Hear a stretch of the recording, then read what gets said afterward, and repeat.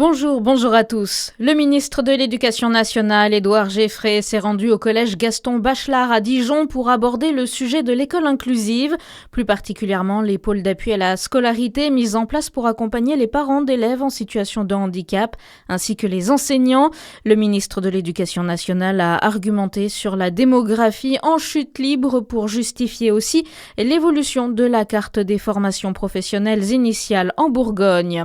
Des échanges vifs hier lors de la manifestation des éleveurs en Saône-et-Loire. Ils se sont rendus devant la permanence de la députée Josiane Corneloup pour exprimer leur colère et leur sentiment d'abandon.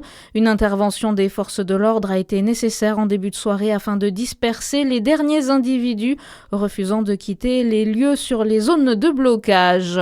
Les syndicats ont reçu la lettre promise par Sébastien Lecornu. Le Premier ministre annonce un fonds de 11 millions d'euros pour réparer justement les impacts économiques à cause des restrictions de mouvement des bovins. Le chef du gouvernement dit aussi s'appuyer sur les chambres d'agriculture pour garantir une reconstitution rapide des troupeaux décimés par la dermatose nodulaire. L'ex-anesthésiste Frédéric Péchier a déposé une demande de mise en liberté. Il a été condamné jeudi à la réclusion criminelle à perpétuité pour avoir empoisonné 30 patients, dont 12 sont morts. Il a déposé une demande de mise en liberté dans l'attente de son procès en appel, a indiqué le parquet général de Besançon hier. Un arrêté interdit les poids lourds en transit dès le 1er janvier entre le Jura et Besançon. Objectif réduire la quantité de camions sur la route nationale 83.